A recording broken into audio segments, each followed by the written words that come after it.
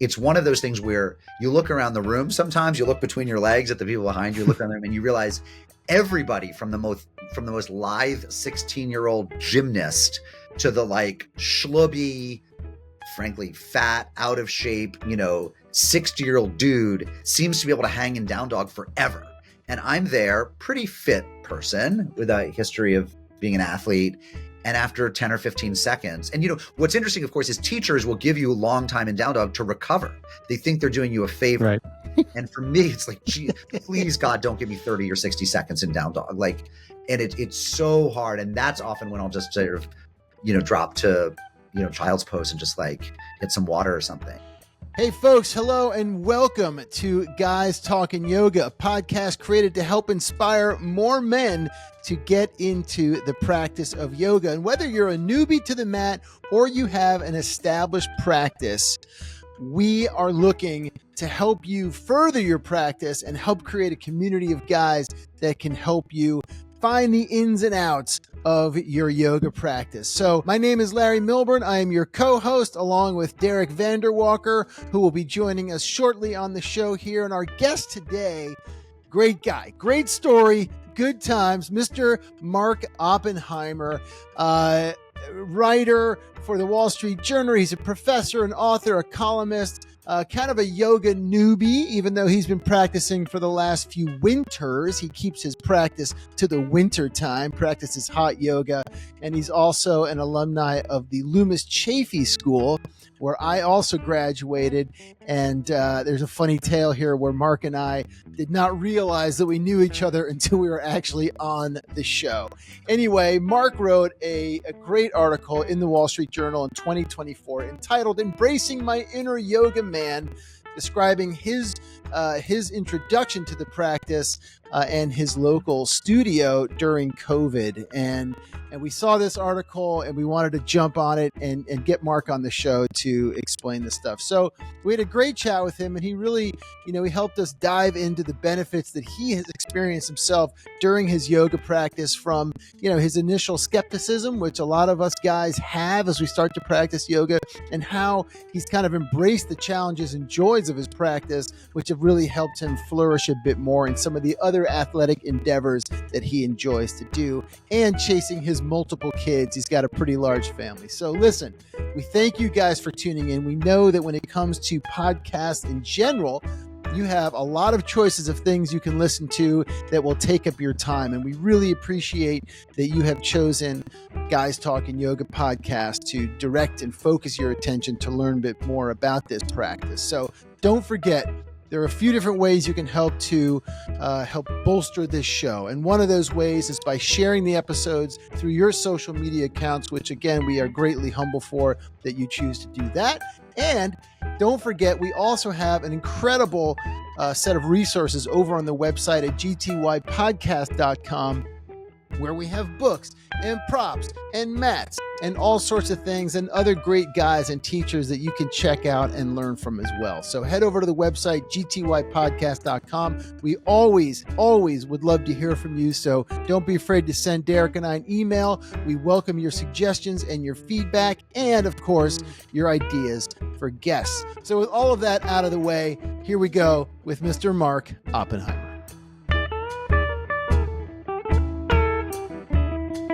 Mark, welcome to the show, man. Great to have you. It is my exquisite honor, Derek. Thank you. I mean, you don't often see so many yogis on the masthead or on the headlines of major news sources. We probably need more yogis up there. How did you get into yoga?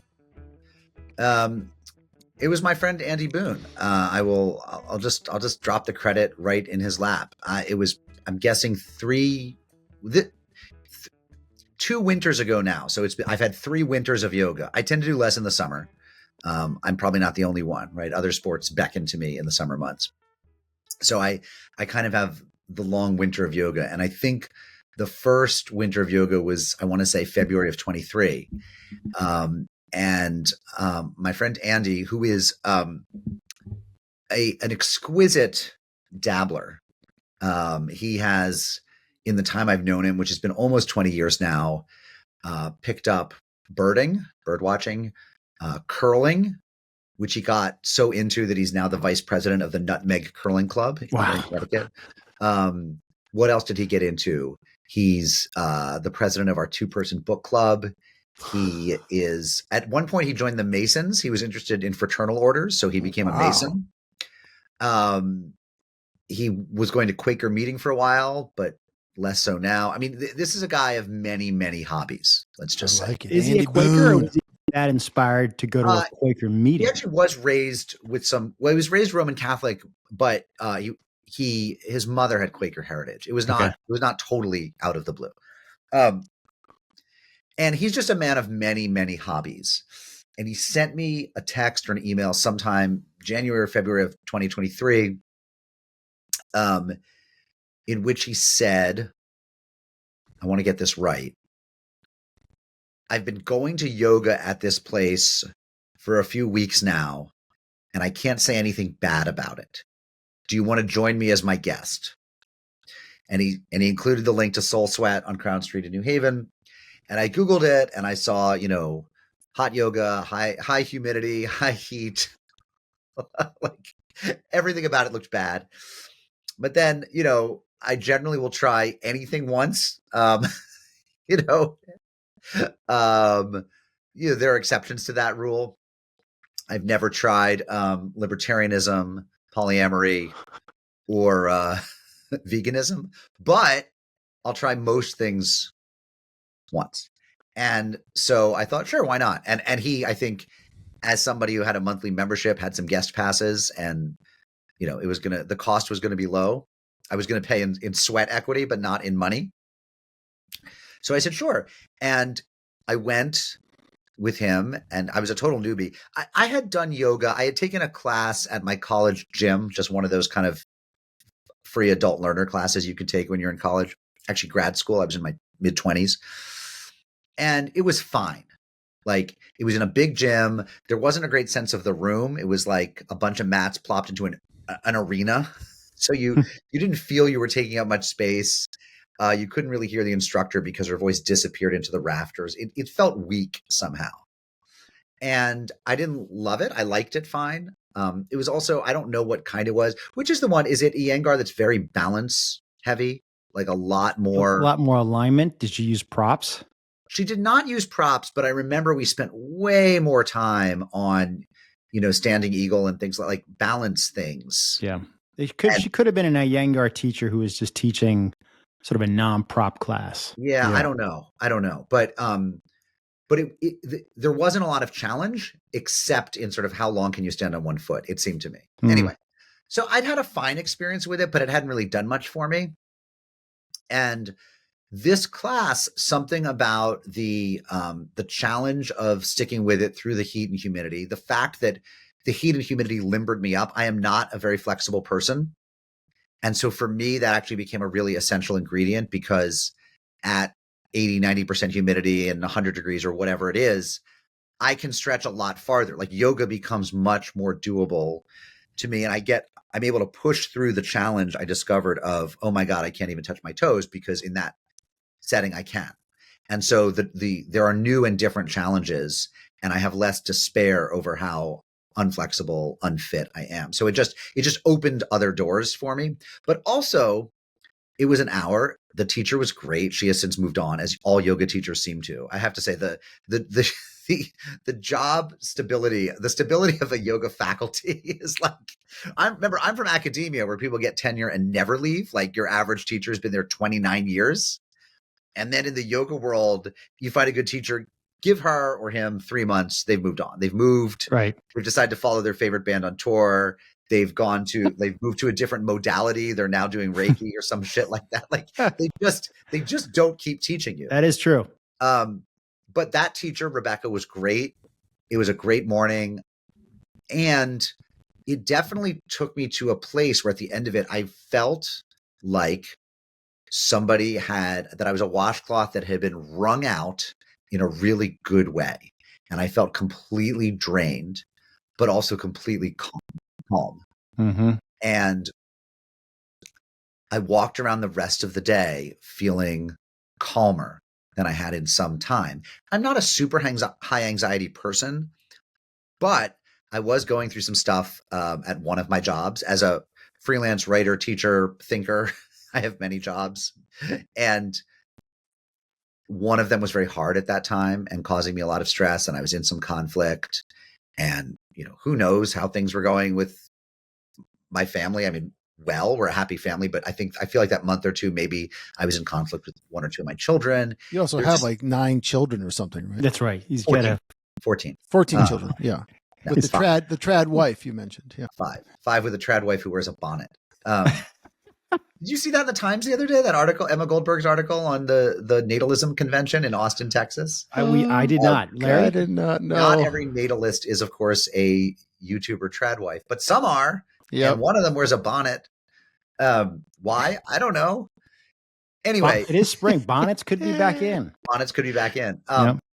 So it just felt fabulous, and so I just kept going, and so I've now done.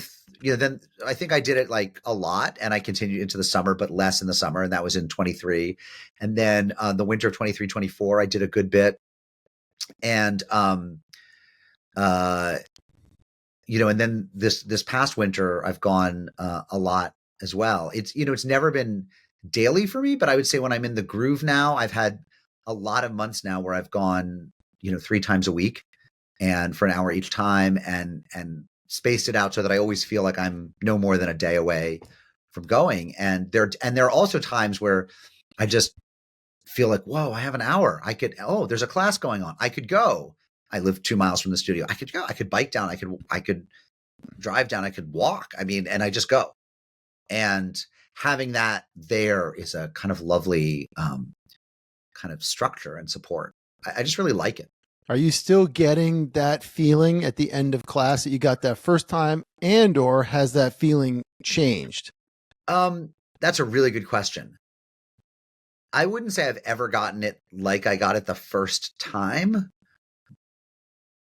And I should say that I think not only was that because it was the first time, but also it had been a really good class. She was a really good teacher. Mm-hmm. And I actually happen to think that even had I been circling the world, going to studios in every city I dropped into and doing that whole thing, I still think that class would have been in the top 10% or even 5% of classes I've taken. She was on that. I mean, I kept going to Rebecca's class a lot, and she had been really on that morning. I got really lucky. I think my introduction to it was a fabulous hour.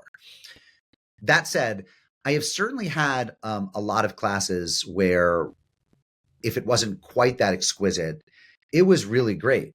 And, I figured out like which teachers, which times of day, I think also the transition from a very hot yoga room to a cold outside feels fabulous. Mm-hmm. Maybe in the sort of Nordic sauna with plunge type thing that I've never done. So no, I've tried to be mindful of not thinking of yoga and of my practice as chasing that first high, because I've talked to enough people in my work. I cover religion as a journalist. I've talked to enough people who have had that experience of going on that first meditation retreat and feeling like it was a 10-day long high. And then their practice becomes chasing that again, like going to more and more retreats and always coming away disappointed because it's never as revelatory or as great as it was the first time. And I think, well, I hear that. At the same time, that's, if you can't accept that about life, that, it's not always, not every concert is your first concert, right? Not every sexual congress is your first time or your first time with that person. I mean, it's not every time that you bite into your favorite flavor of ice cream is the first time. In fact, only once was it the first time, but that there are other good things. So you asked me, has it changed? Yeah, definitely. I mean, there are good things. There are rewards that come with being more experienced, more practiced. You get better at the asanas, and there's a satisfaction that comes with doing them right. And the work of integrating the breath with the movement, I think, starts coming more naturally. So when you're less conscious of making it work and it just feels more natural, then the whole thing, you can get much more into a kind of a space where your mind is quieting and you're in the moment. And And that to me is a lot of what I look for. Like if someone says to me, was it a good class? Was it a good hour?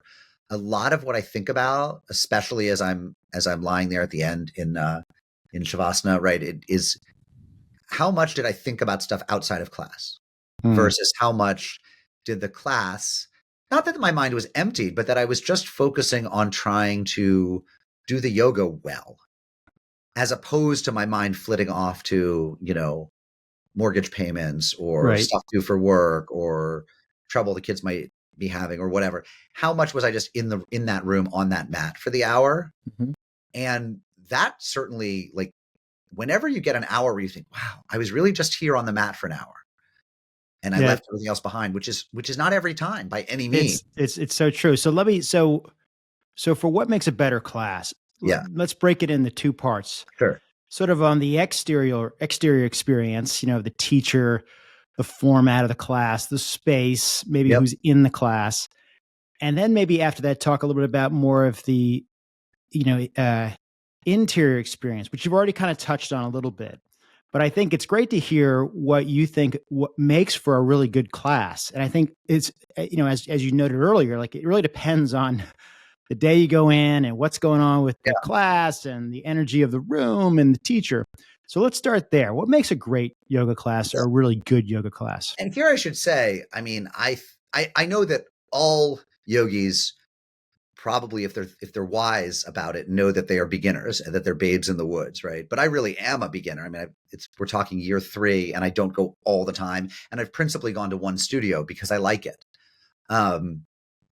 So that's the caveat. Yeah, and that's, I mean, really, I think Larry and I would probably say the same thing. Like we've been doing it for 20 years, and we'll both say like, I still like I'm Phil's just scratching the surface on this stuff. Yeah. I went, and I will just hammer that one home again. Like Derek knows, I just went to a place last week. I was in the city, and I went for an Iyengar class. It was 90 minutes at a studio I'd never been to. Fantastic place. And it was so nice to be a student again, an anonymous student. Because when I go up here, I go to the place where I teach, so people know me. So it was really nice to be anonymous. But I went through all the same shit that I went through in 1996 going to a studio. I'm looking up, like, what did she just say? How is that person doing it? All that kind of stuff. So, you're always kind of going back to the beginning. The willingness to be a neophyte, to be a first timer, I think is such a strength. And it's hard for all of us. Like, I'm somebody who I'm often walking into religious spaces with newbies. So I'll see someone who's converting to Judaism, going to synagogue. They want to be Jewish. They've been taking classes, but maybe they just haven't actually gone to services that much. And I'll be sitting near them and I'll know that's their deal. And I'll see the level of nervousness and shame that they aren't standing and sitting at the right times, or that, other people are in a call and response, other people are responding and they don't know to respond yet. And then they start eating before the prayers have been said. But, there's some prayers that you say before you drink the wine or eat the food at the end. And they take a bite before, and then the prayers start, and they realize nobody else is taking a bite, and they think everyone's looking at them, and they just want to disappear with shame. And I don't have that in religious spaces because I either know what's going on, or I'm so comfortable being a newbie that I'm okay with it in religious spaces. But stepping into yoga, I mean, I still every single time. But that's kind of nice. Like, it's nice to be new at something and to be okay with that. And that strikes me as a really important discipline. And to have a challenge. All right. So back to yes. So, okay. You said what makes for a good class? I mean, for me, so the place I go, there are hot classes and warm classes. I really like the hot ones. I just feel like it loosens you up. It loosens me up much, much more. And again, I come from a background as the sport that I did the most was distance running. And there is something about once you've broken through the first couple miles and you're just drenched in sweat, that you then kind of let go almost internally. Like okay, well now it is what it is. Now I'm literally, my shirt is completely drenched, but I'm also completely limber and I'm completely a mess. Or I remember, a tournament, the New England Championships, my senior year, where it was pouring rain, and it was just wonderful. Once you'd slipped once and just were covered in mud, and you realize your times were going to be terrible, everyone was going slow, everyone's slipping and sliding, and you give yourself over to it. So to me, there's something about the hot yoga as opposed to warm flow or whatever, where I just think this is great. Somewhere after 10 or 15 minutes, the sweat glands start going, and you're just drenched, and it's just kind of fabulous. You're in down dog and you see the drops of sweat falling below you onto the mat. It's like, yeah, so I think for me, I like the hot yoga. The music is interesting. It's hard to say what they always play music. And I've read a lot about how crazy this gets in the yoga world, that you can do 80s classes, 90s, hip hop, classical, at this studio, every teacher has their own thing, but it's generally some sort of weird new age yoga music. I don't even know what that genre is.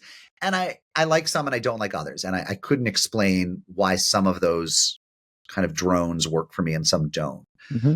But sometimes the music feels like it matches the day. It's really hot.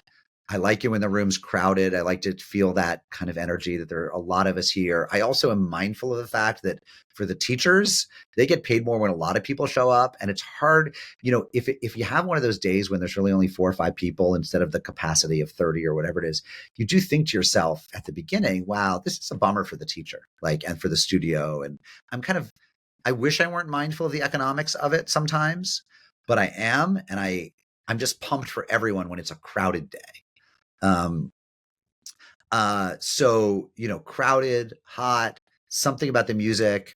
And then, a good teacher who moves well and ends on time. When they end early and you get the sense they're trying to fill the time, that doesn't feel great. But when they go over, I'm also mindful that, someone might've gotten a babysitter for this and has to get home, and time is money. And there is something where when you end on time, you're respecting the room, I think.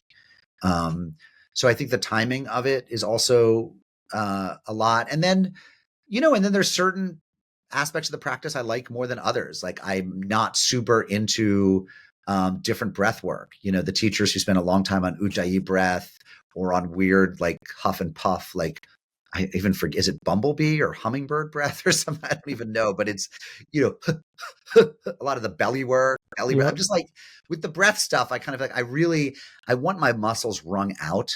And so there's something about spending time on the breath work, maybe because I have done so much aerobic exercise in my life that doesn't feel like I'm growing much from that. I don't know. Are there certain poses you're like, great, I love this one, this is great. And then other poses you're like, crap, I can't stand this stuff? Because there are certain poses that just, I think each of us struggle with or look forward to. Yeah, no, it's true. And it's funny. I guess I'm deep enough into it that I have a sense of kind of embarrassment or even shame about the stuff I can't do well. Something I can do well is somewhere along the way in the past 10 years before yoga, I learned to do headstands. My inversions are really good. And that's one area where I have balance. I can do a headstand. I could do wheel, though I end up very sore afterwards. I can do what's the one where you put your legs up high and you have your hands against the small of your back? Not a headstand, but like a shoulder stand. Yeah, a shoulder stand. Yeah. I'm good at all those, and they feel good. They stretch me out. I feel like it's the right amount of challenge. So I like those. I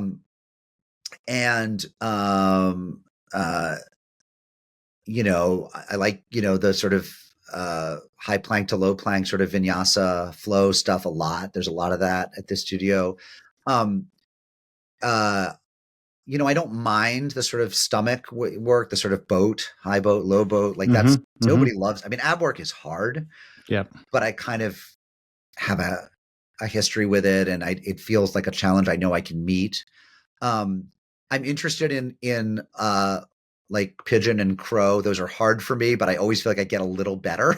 My hips and knees and whatever that is stretching is within my power to get better. The stuff that really thwarts me, this is so embarrassing, but something about my joints, I can't hold down dog very long at all. I don't know if that feels abnormal. I feel like everyone is like, oh, that's the easy one. If you know one thing. Because you feel it in your shoulders, your hands? I feel it. Yeah. I'm just trying to think, where do I feel it? My shoulders get enormously tired and sore very, very fast. And the stress on them. It's sort of like, how when you're in chair, there's a kind of stress, and I guess it's on your quads or something, but that's eventually that you probably fall out of chair because that stress is so hard, or holding your arms up. I think part of the reason with feeling it in the shoulders is that your rotator cuff muscles are probably pretty weak. The kind of muscles when you when you injure your shoulder and the Uh-huh. PT gives you those ridiculous little exercises, Yeah. it's those muscles that stabilize, your Yeah.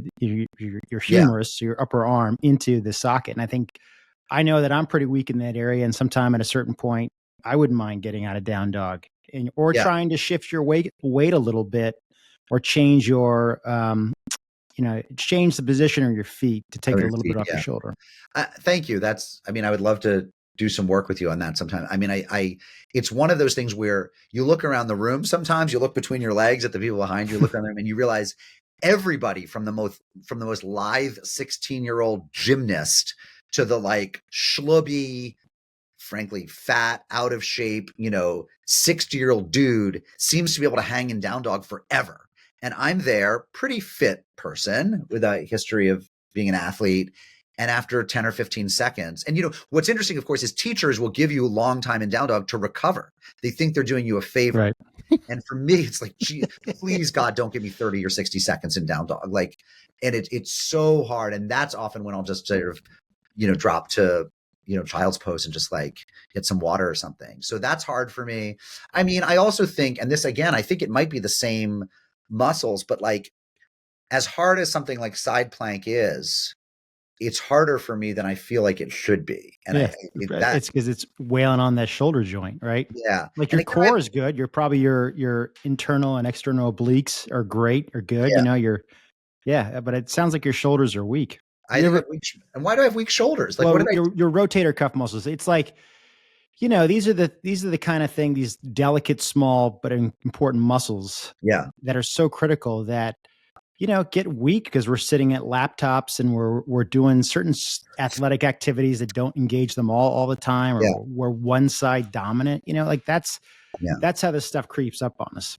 Yeah. So there will often be situations where I'm in some of that, and then it's like they say, kind of bring your leg over, flip your dog, and Oh yeah. You're opening up your side, and you're flipping your back leg. I like it once I've flipped, and now I'm in, what do they call it? Wild thing. Wild thing. Like, that's better for me. Now I'm on all fours again. It feels good on your hips, right? Opening up those hips. Feels good on the hips. I really like the hip work. I like when we are in down dog and then they sort of say, go to 3-legged dog, rotate your hip socket, put your leg under, put it over. I enjoy all of that. I like, partly because it's a break from straight down dog. I mean, I always find I should say I also find the balancing stuff interestingly challenging, especially that, I'm 50 and that as people get older, keeping your balance is really key. Like that's, old people with balance are happy old people. And it starts in your 50s. Like your balance starts to get compromised in your 50s. And I think the more guys can work on the strength of their feet, totally, and understanding their ankle to knee to hip to back, proportions and ratios, critical. Yeah. That's also one where if I've been going a lot, I notice I'm better every day that I'm doing. Like the difference in my balance, if it's my 4th day out of 8 days, and it's good, versus if I've been off for a month and I come back in, is like huge. And it's actually the thing that I hope will remind me to really keep pretty regular in my practice is how noticeable it is that the balance starts to go.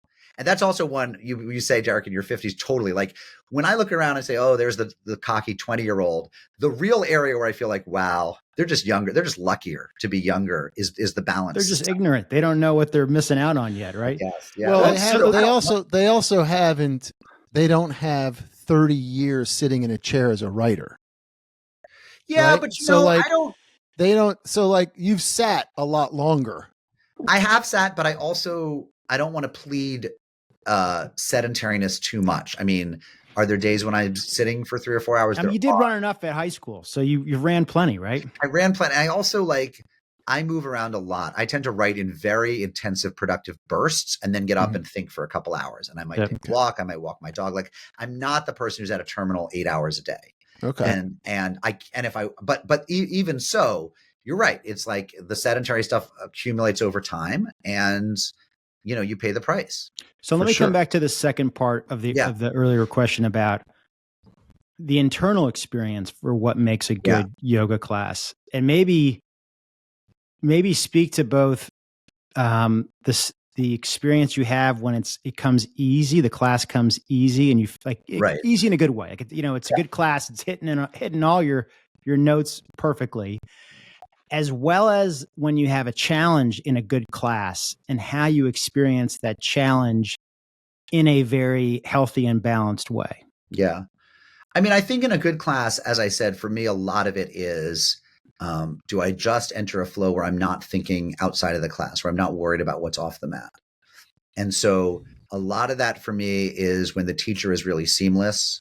I will confess that when a teacher gets lost and has to go check their notes, like, oh, sorry, guys, or, oh, I said left side, I meant right, when they forget their orientation and start, it is costly. One of the, I mean, there's a lot you look for in great teachers, and a lot of it's very meta and spiritual and grandiose and big picture macro stuff and philosophical. Some of it is just like they know what their own flow for that hour. They're just, they've read their notes, or they've done this class before, and they are just in it. When they're in it, I feel in it. Mm-hmm. So I think a lot of it is the kind of seamless transitions, the timing, the sense that just at the moment when I feel I can't do one kind of pose any longer, whether it's, that I'm on my back, whether that it's a lot of,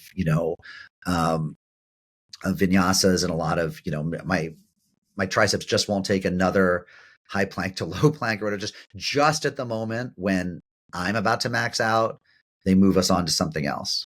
And that's really nice. That sense that like my body's needs are in tune with where the class is going and how the teacher's designed it. And I'll also say that in terms of when a class is going really well, there is a kind of sense of mutual support you get from people on either side of you. And it's hard to quantify. And I'm not a highly irrationalist or mystical person. I don't like talk. I'm not someone who talks a lot about the energy in the room, but some of it's very empirical and quantifiable. You're not yoga man, right? We know that, right? Yeah. And so there are just times when you look over at someone and they give you a knowing look, like, yeah, this is hard, or yeah, me too. Or, you notice they fall out at around the time you do, right? Or someone's just killing it and it's just amazingly, their practice is really strong, and they look at you as if you belong as well. And you feel like there's a kind of solidarity in the room, which, by the way, is something I remember a lot from cross country, which is an individual sport. I mean, the people running around you can't really make you faster, except that to practice by yourself is much harder. It's much harder to train by yourself than to train as a team. And so that sense of solidarity can also make for a great class internally. In terms of a challenge, overcoming a challenge, I think that for me, the key is not getting down on myself, right? So there are times, if I'm in side plank, for example, and it's just so hard on my shoulder, and I just feel, and I start worrying, I start getting down on myself, like, is it that my arm's weak, or is it that I'm getting fatter? And so there's just more weight on the arm, right? And then sometimes I'm able to quiet those voices and think, well, it doesn't really matter. And the best class is whatever the best class is for me. And I'm not in competition with anyone. That's not the point. Mm-hmm. And let's just see if I can hold it, if I can stay strong in this pose 1 second longer, and then 1 second after that. And then it gets very almost, 12 step, like one day at a time. And of course, then when you get into this virtuous cycle where you're thinking that way, you're more focused. You're not off the mat. You're not thinking about what happens later in the day. You're all of a sudden thinking about the practice. And that's when things go really well. And then before you know it. So when you're doing a side plank and you're struggling, do you ever think about putting, your knee down and modifying it and shortening the distance so you're not? I was going to ask that this way. Mark, do you ever give yourself permission to put your knee down? There we and go. modify? Well said. You guys are Sri like, Larry. That's number one. Number two, my friend, is this. What you just said, when I just let myself focus on this second, you know what that's called? It's fascinating. You know what they call that? You tell me. Yoga. Well, that's why you're the teacher, my friend Lawrence. So it's funny. My friend Derek has this expression, like when you get really inside someone's mind, when you know exactly what they're thinking, he says, "I'm in your kitchen." And if you're really in someone's kitchen, it's like, I'm making omelets in your kitchen. I woke up before you came downstairs. Oh, that's By good. the time you came downstairs, I'd made omelets. I'd chopped up the onions and the peppers. I'd made coffee. That's how in your kitchen I am. Like, you see me, right? Yeah, That's what that is. Yep. I mean, the idea of putting a knee down, it's funny because on the one hand, that's such a no-brainer, right? Like, Totally. give yourself a little bit of a break. You'll be stronger in the rest of the pose. You'll be able to focus on, on form and whatever. And if I'm stressing my rotator cuff, whatever, don't stress. Like, I don't want to hurt it. I should just put a knee. And yet there's still the high school athlete in me that worries, do only pussies put a knee down? Like, am I, Yeah, not at all. Or is it a sign? It's still challenging to put your fucking knee down. There's still a stability situation going on there. You have to shift and adjust just to make that work. 100%. I mean, I that's the side plank with the knee down. I probably start more classes more often than not doing that. I still go from child's pose, down dog, a little circle in there. Then you get on all fours. Yeah. And then I get people to rotate out with, they're on all fours and they just go right there. It's not like they start in plank and then put a knee down. You start on all fours, get into that thing. And even just doing that. Yeah. And just getting into the breath from your hand that's planted to the hand that's up high and feeling that expansion. That's tricky for some people. You just kick your foot out, your bottom foot out to the edge of the mat a little bit more. It's like, what I wanted to ask is to go back while we're on this part too, Mark, is like, have you gotten to the part yet in 3 winters where you are also starting to give yourself, you're starting to get away from like, I'm not flexible, I am flexible, like more permission to just be there. Yes. And it's not about the flexibility. Take some of those stereotypical measurements off. Yes. And I think that this past winter, I also gave myself a lot more permission to take child's pose and take some breaks and then like regional, of not just 10 seconds, but like take a minute or 2 minutes and really like drink some water, towel off, recenter myself on the mat, think a little bit, maybe even just enjoy not moving for a little while and say that's part of the practice too. And then rejoin people at what seemed like a good moment. And that last year and certainly 2 years ago would have felt unthinkable, partly because I'm trying to learn stuff. Like, to pay this money and take this time and then not be doing poses would have seemed somehow almost criminal. And now I realize, well, no, there are times we have a given class where you want to be really intense and really mindful and focused on the poses for 15 minutes. And then what you need is 3 minutes of not doing that. And you'll be stronger when you pop back up. So yes, I think that I was much more, and I stopped worrying, does that make me look like a newbie? And I actually, really, it's the opposite, right? It's really like serious yogis often take a lot of time to, there's like one of my teacher's jokes, like sometimes you come and you realize what you need is to lie still for an hour and actually not be even doing poses, right? It's whatever your body needs that day or you need that day. And I bought that a lot more. I stopped caring. And it's, of course, it's very hard to process it all because you wonder, did I stop caring because I've been here enough that I have like cred anyway, that I sort of, people know me, the teachers know I'm the real deal. So it's okay if I just take child pose. Like the ego of this is so debilitating. Your mat must be huge because it sounds to me like there's a lot of guys on your mat. There's a lot of marks on your mat. Oh, I guess there's a lot of marks. Right? There's a lot of different marks vying for attention on your mat during your hour. I love it, dude. How is like Sukhasana? How's an easy seated position for you to sit quietly, eyes closed? You mean, can I hold it or do I get too antsy? Yeah. What's it like? Sit like that for 5 minutes. It's okay. Okay. My hips are not particularly flexible, so it's like it's not my favorite. Yeah. Do you sit on a block or you sit on a blanket?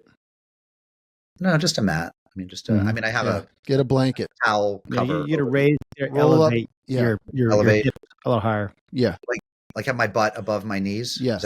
Or parallel with your knees or above your knees. Okay. If your hips are below your knees, you're going to start rounding your back and all that shit. It's going to be super tight. That's not fun. Oh, okay. I get most people to sit up. Just try it even when you're just sitting at home. Bring another towel and fold it up. No, you should have a blanket. Towel or a blanket or a block. You need more than a towel. You need a thick yoga blanket, or you can grab a foam yoga block that's usually in the suit. Blocks all over. Sure, Yeah. absolutely. You'll be able to lengthen your spine better if you're feeling more comfortable in your hips, and then you're getting actually more out of it. Yeah. Okay. I tell people that's the hardest pose in yoga. Yeah. I have a lot of trouble being still. Yeah. I'm very antsy I'm not the worst, but it is interesting. I was just thinking that the kind of flow I have when I'm playing tennis, which is something I've played all my life, and I'm a good tennis player. I'm not an elite tennis player, but that's something where like I'm closer to being a teacher in tennis than I am in yoga, for example. And when I think of sort of how unself-conscious I am about it, like I don't feel I have anything to prove. I'm there for the joy of it. There are days this winter where I felt that's where my yoga was getting, which felt great. How has your yoga practice informed your tennis game or some of the other things that you like to do? Do you still run or no? I don't run much. I've had meniscus surgery on both my knees. I should say the surgery was miraculous. I mean, I still can run. I can now run again. It's arthroscopic. You're in outpatient, and like once the swelling goes down, there's no recovery. But I don't run much, and that's partly because I've taken up swimming as well.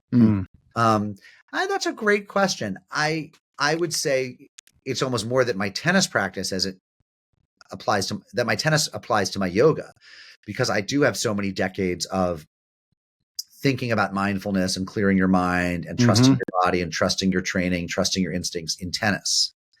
And so I think that I try to bring that to my yoga where I'm still a little more self-conscious. So actually, when you're playing tennis, you're not thinking as much about perhaps the awareness you develop in yoga. You're saying actually when you're bringing your tennis to the yoga, you're actually, you're making the mind connection the other way, not so much from yoga to tennis, right? Yes, that's exactly right. Which is interesting because you would think that, for me, I also play tennis. I actually find that I have a little more time and opportunity in tennis now because of my yoga practice to be a little bit quicker on thinking about the shot. Like even though I don't have a lot of time, at least I'm thinking about the shot. My breath works better. My, taking a swing at a ball, it's coming from the core more and less from my arms. I'm more connected to my feet. I just think I make better decisions on the tennis court and playing hockey because of yoga.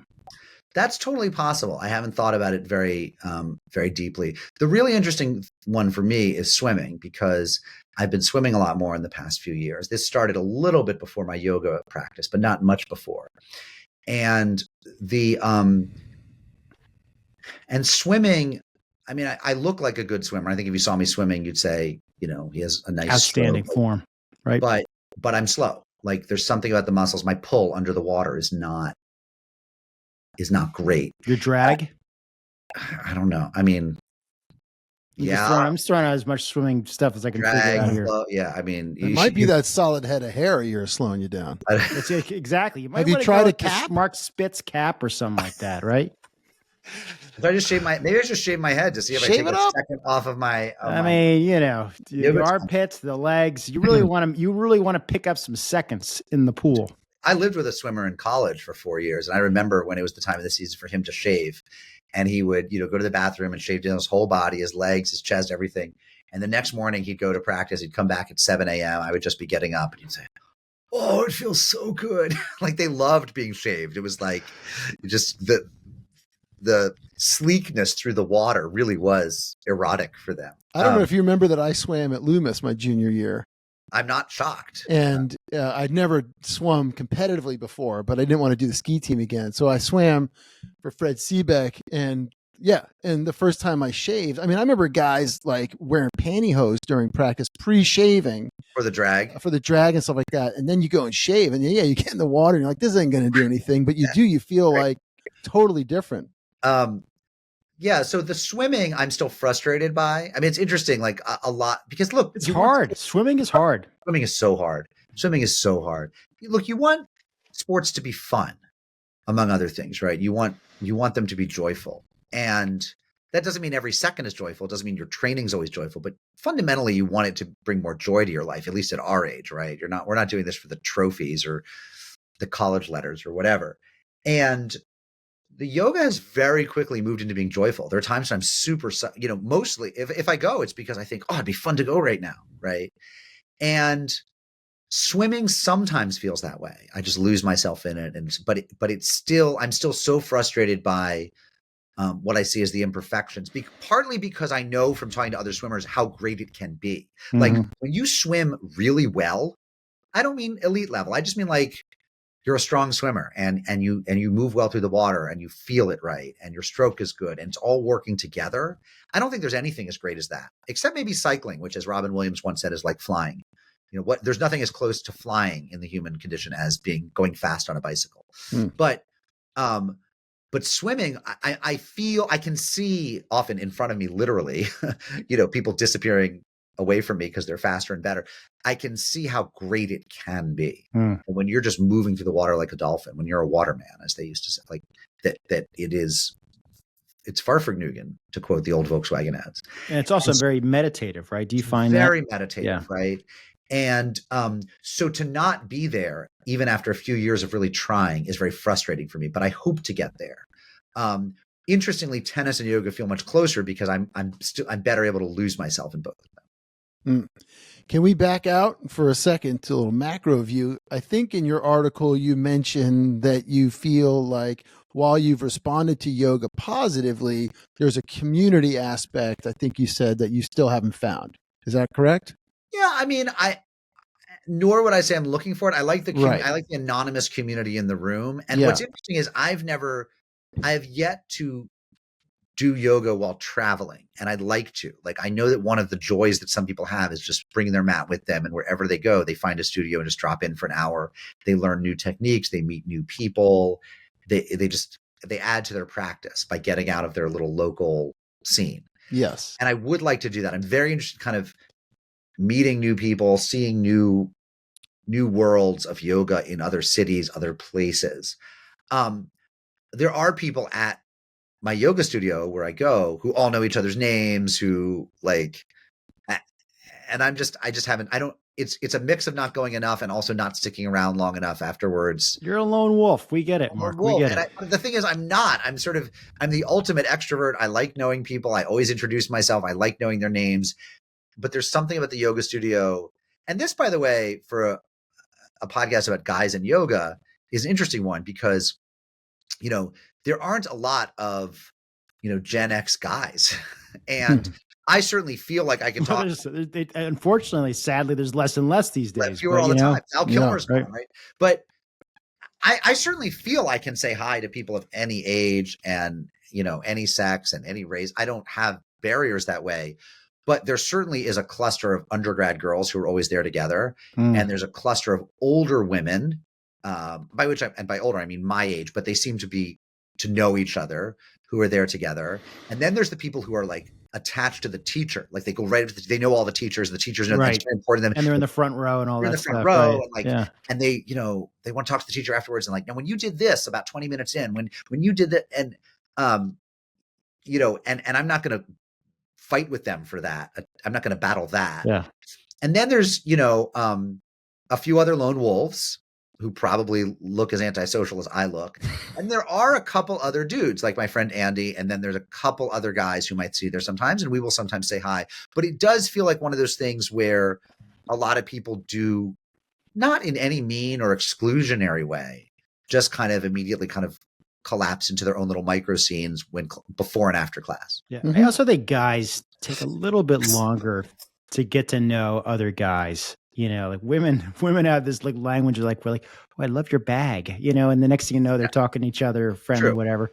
Like when it comes to sports, and I see this in yoga, and I also see this in my pickup hockey that I've been doing for, over 5 years, right? Maybe neighborhood guys that I play every Saturday with, and a couple of guys I knew beforehand, and that's how I got invited. But a lot of the guys I didn't know, and they've been playing. Many of them have been playing for years, much longer together. And you sort of have a micro moment in the locker room or on the bench to have a little chatter that has to be somewhat relevant to hockey. You're not getting into a philosophical or political conversation, in those moments. And it's sort of like a micro building relationship over the years. And, and we only really see these guys at this hockey on Saturday morning, or some of us who skate again on another ice Wednesday night. And there's been attempts to do like a grabbing beers or something like that. That's like very infrequent, right? But for the most part, it takes years to actually get to know these guys. Yeah. And you really do create a bit of a bond and, in getting to know them. And you may not even know their last name, but their first name. They just had a kid, or they're empty nesters. It takes guys a little bit of time when you don't have high school sports or work stuff that automatically connects you. And I think with the yoga studio, it's probably even harder because you have a brief moment or two, maybe in the locker room, changing or taking off your shoes in the front room. And when you're in the room, it's not like people are shooting the breeze. Everyone's kind of like, it's not dropping. It's not social. Inherently social scene. And the other thing I'll say about that is that I think that, and I don't know if this is true, it's just kind of me being amateur sociologist. I bet if I walked in with like weird bracelets and all tatted up with like ankhs and infinity signs and like weird yoga signs, and my head was shaved and I had a head, if I like presented like muscular yoga hipster and I saw another muscular yoga hipster, we would bond. I feel like you might not. Guy might, you might like, not. Your tattoos are a little bit more impressive than my tattoos. You know what I'm saying? Like, dude, I feel it's like you never know. They used to say the most democratic place in any workplace is like the smoking area outside, right? Because the CEO has to go take a cigarette break outside, and so does the guy or woman from the mailroom, and like they're smoking together. I think if you're like a real sort of tattooed yoga hipster wastrel, like, you're a barback / wellness coach / life coach / yoga person with tattoos, and you're in that weird sort of subaltern, lifestyle where you have a lot of time to get tattoos and muscles, and you see another dude like that, you probably feel we have something in common. And I don't have, I'm the normiest of the normies, and there's nothing about my appearance that gives me entree to that world. Now, that said, when I've approached those guys, they're the nicest guys it could be. Like, there's nothing. And I've one thing I've learned in life, tell me if you guys agree, is like the more aggressive someone's tattoo game, the more of a mouse they are in person, right? The more they're like, there's a guy in my neighborhood, he's actually a tattoo artist, who has face tats. Like, he's 6'4", 6'5", very skinny in a way that's actually kind of scary. Like, he's scarier than if he were muscled, like people who look like death warmed over, like really goth skinny, you think they're assassins or something, right? And he's that, and wears like tight black jeans, black sweatshirt, like black hoodie, and his face is tatted. Wow. And when you talk to him, he's this totally like charming, almost meek Englishman with this posh British accent, like David Beckham. Yeah.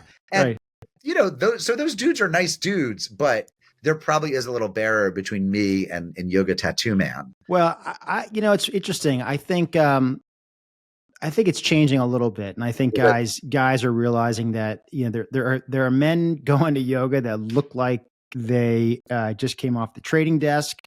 There are guys there who look like they work in a auto garage. There are guys. I mean, Larry teaches at a company in New Jersey, and he's got the most regular guys in his class. And I think just because somebody doesn't look the yoga type, the yoga man, right?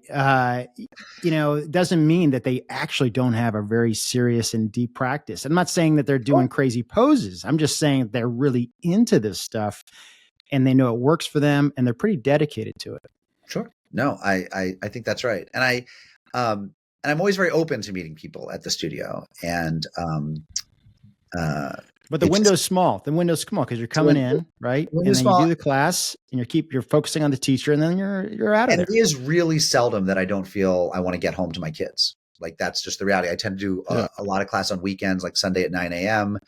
The family's all up and about. I could go home, play basketball with my son. Like it's there's not, now, whereas interestingly, there's a guy I play tennis with. We often will play like noon or 1 in the middle of our workday. I mean, he's a good friend anyway, but if we wanted to schmooze for 15 minutes afterwards, that would be fine. I'd only be taking time off of my work, which I don't care that much. Like that's fine. But yoga often comes at a time, weekends, evenings, 5 in the evening, where it's like, I really would like to get home to my family. Yeah. Has any of this yoga at the studio rubbed off enough where you could peel off a couple of poses and start a home practice? Are you? Oh yeah. I mean, I sometimes will, seldom, but sometimes in the morning I will take 10 minutes and do some poses. I often will just like throw on YouTube and look for someone who seems to be doing like, a mid-level kind of, half hour, and I don't, here's the thing. It's because I like the heat so much that feels weak to me. It's not, it's not that I can't motivate without the teacher in person. It's yoga light to you. It's not the full experience, right? It's more just that I'm so much better at it when there's a lot of heat and humidity. It's how I learned to do it. And that's what it feels like to me. That's what feels like yoga to me right now. Yeah, I'll say I got into Bikram. That's how I got into yoga, and I love which is hotter than hot. It's yoga. Hot and it's sweat, and I'd stretch out, and it felt great because I too, felt my body just really opening up after all that. As I got older, it was just a bit too much. Like I found myself pounding Gatorade after the class, and I was thinking like, I'm drinking all this like sugar water with sodium after yoga. Like this is not like, why am I doing this? So. But I do think you can still get a ton out of it. I agree. In a different practice. It's a different practice. I agree. And I think having the heat. And I think, Larry and I are both big believers that it's good to have, and you should have some kind of home practice. It doesn't have to be complete. It doesn't have to actually look like yoga. I think it should be daily. Well, I think it's always good to roll out the mat and at least check in with your body and pull the knees up to the chest or do a down dog or just do maybe not down dog, Mark, or do an easy pose or a child pose or do some core work. I think it's more of the practice of checking in and giving a chance to kind of like, open up the hips a little bit and that kind of thing. But I think because then when you do travel, you kind of have, permission to do whatever you feel like, and you don't have to go on Yelp and search for the hot yoga studio. It's funny you mentioned that. In LA. You can just really do whatever you want. It's funny you mentioned that because I've actually, the few times I've really done like a half hour more on my own has been in hotel rooms where it's just like, there's nothing else here. I don't like gyms. Like I'm not, so like, I don't want to go do Stairmaster in the gym. I'd rather take a walk I'd rather do a 2-mile walk around wherever I'm visiting around the hotel. But I thought, this hotel room has enough space that I can like actually put a towel down and like be me. It's kind of like when you give someone a piece of paper and be like, draw a picture. And they're like what? You almost need a little limitation on what you can do to allow yourself to really focus. So if you said, okay, here's a piece of paper and, you can only use, this part of the paper and you have to draw something that has these three things. When you are traveling and you're limited on time and you can't go across the city of Chicago to, from your hotel to go to a studio, sometimes the hotel room allows you to get creative in thinking about, all right, how do I use the space that I have? I can't actually do a full on, full on snow angel in the corner of this business suite, but I can at least use the walls as a prop or a way to work with. Yeah. No, I have done that. And that's a great point. And I think that, my rhythm right now is I tend to do a lot of yoga in the winter and then transition into both tennis and swimming.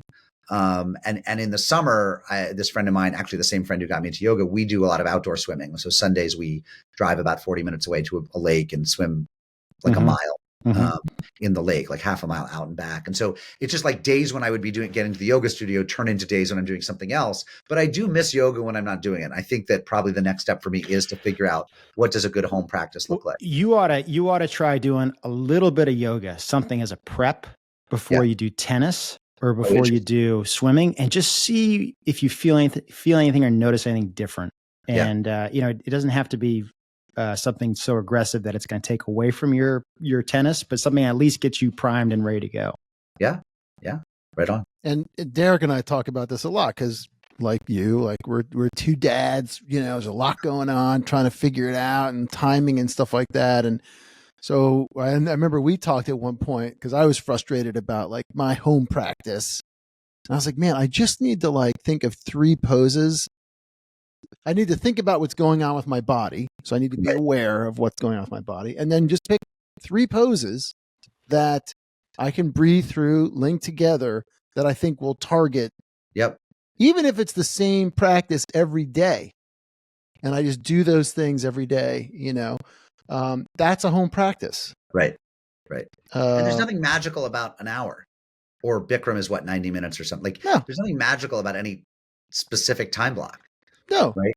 No. Your practice could be 10 minutes. It could be 10 minutes. Could be 10, could be 17, could be 23. Right. Exactly. Yeah. I mean, some of the more popular ones on YouTube are in that 15 to like 25 zone. Yes. Because I think they're short, sweet hits. I just posted one the other day. It's 15. The whole video is 16:30. That's with my welcome to Yoga for Dudes intro, right? So I think the practice was like 15 I'm going to do that minutes. one, Larry. I'm going to do your. I am. And see what you think. But yeah, I mean, there's no real rhyme or reason to it other than, is it serving you? Right. Yep. I think this has been awesome, man. And I think, there's so much that you talked about in the beginning. I could go on with you about that for a long time, but I think, finding a home practice. I mean, the number one thing I would say too is like, I think you're ready to go try another place. Yeah, you're 100% ready to go venture out. Wait, on that note, Mark, I'm curious, would you ever consider attending a yoga retreat for guys? And if so, what would be the kind of things that you would like expect or hope to have or experience there? Like, what would be the kind of things that would make it cool for you to go? I mean, again, I like doing stuff, so I'm an easy sell. The thing that would make it really cool is if it was someplace not too far away and that it wasn't too expensive. If I'm just being honest, like, when I look at yoga retreats that are advertised by the studio I go, they're generally for women, and they're in Costa Rica, and they're expensive, and that's really far, and that's really expensive. So I think that for me, that those would be the major things. I also think that, like, I don't want to do anything. My first time, I wouldn't sign up for a week, but would I sign up for, Friday to Monday, 4 days, 3 nights? Yes. So I think but other than that, I don't. How far away is too far away? Like, what would you consider like, I'd go up there and do it? I think I'd probably want to drive there the first time anyway. So 5-6 hours. So you can get the hell out of there if you need to. Yeah, exactly. And also just flying is stressful, right? Flights get canceled. You're crammed into the back. Like, it's just driving or training or whatever is a lower bar of entry to me. Any thought on a guy's retreat over a, regular retreat? Regular retreat meaning like men and women going to some place, right? I don't know. Honestly, it's so interesting. Like, you're asking me questions. I've never thought about it. I mean, again, I've seen the flyers for retreats at my studio, but they tend to say for women, and I understand it's a mostly female studio. That's where chop wood, lots and lots of wood. I'm not into no. So here's the thing: I don't enjoy. Although I like the occasional glass of wine or gin and tonic, I don't like beer. I don't want to chop wood. Like, I'm not that manly a man. Let's be clear about this. I mean, punching cows. Come on, none of this stuff hooks with you. I mean, let me be clear. What if it's a Masonic lodge and there was going to be a Quaker meeting thing to it? Would your buddy come? Oh, well, my buddy. My buddy would come. If it was a Masonic lodge with a Quaker meeting, he would be. It's like you're layering and yoga, right? And burning, and right. For him, and burning, exactly. He'll come, but the answer is he'll go to anything. I mean, he's kind of a slut that way. I mean, for me, like, let me be clear: I've killed many men who have crossed me, but I'm not that manly, and I don't. A lot you can do with a semicolon, Mark. I know, right. I get it. So I mean, I think, I mean, so for me, I would also, if it were on a lake, so I could swim before or after, like get in something else. Yeah. go, if it were beautiful, I don't know. Like, what would you? So let me ask you we this: got what would the you, spot for you? Exactly, we got the spot for you. So let me ask you this: what would you want to get out of it? Like, what would you for your actual yoga practice? Let's say you went there. Let's say you went to go because you're like, hey, I'm going to check it out. But what Okay. would you want to get out of it to like maybe All develop right. your practice or whatever, or meet other guys? Like, what would you So expect to want? I think I'd want I'd want the classes not to be too long. Like I've heard of yoga retreats where like there'll be 2-hour classes. Well, for those of us who are used to doing 45 minutes to an hour, like could we have 3-hour-long classes, one in the morning, one in the afternoon, one before dinner, as opposed to like a 9 to 11 in the morning? You want some breaks to be able to process and enjoy. I think we just lost him, Derek. I want some breaks. Lost him. I want some breaks. I think that's legit. I mean, it's kind of hard to go from like breakfast into a 3-hour class because you're never going to eat like the full, moon over Miami breakfast before going to a 3-hour yoga class. I don't want to feel like I'm dying to get out of there. I mean, I think I want, or maybe have like 5 1-hour sessions of which people do 3. So there's like, you sort of make your own. But honestly, I think I'd 30-minute classes. Is that better? Just keep breaking it up, right? just in fact, just don't even do the yoga. We just can give you 52s. We'll make change for you, Mark. We can do it, right? I think I'd want to meet a lot of new teachers. I think that like the one thing about even if you're going to 2 or 3 studios, if you're in the same town, you probably encounter the same rotation of teachers a lot. If you're in a mid-sized town like me, I'm not in New York City, right? I'm in New Haven. Right. So one appeal of a retreat would be, am I going to see, I don't mean 10 new teachers, but even just 3 or 4, but they're brand new to me. You want a sampling to get some exposed to other folks. I get it. Yeah. Yeah. But honestly, I, with all due respect to the theme of the podcast, and I love talking about the specific guy angles to this. I've never been a sort of men's retreat kind of guy. And that's not to say I wouldn't enjoy it, but I don't. What's your aversion to it? Like, why would you think like, my aversion is it like the overly over the top masculine stuff that's just going to be like ridiculous, or is it more like the fact that you just don't want to really get to know guys that well? No, it's I hate people. You're lone wolf. What if we had to pay the retreat, but it's just you there, right? In a weird way, it's actually the opposite. It's that they won't be like drinking beers and chopping wood. It's that when you get them alone on a retreat, they'll be doing chakras. It's all chakras all the whole time, they'll be doing sharing circles and weeping. Right. And someone will like do reflexology on them and press the bottom of their foot and they'll start sobbing and it'll get super new agey. Like that's my fear. My fear is you want to get out in the woods with other guys so you can give in to your new age dweeb. That's my fear. Yep. I think it makes sense. So Larry, anything else? It was only chopping wood.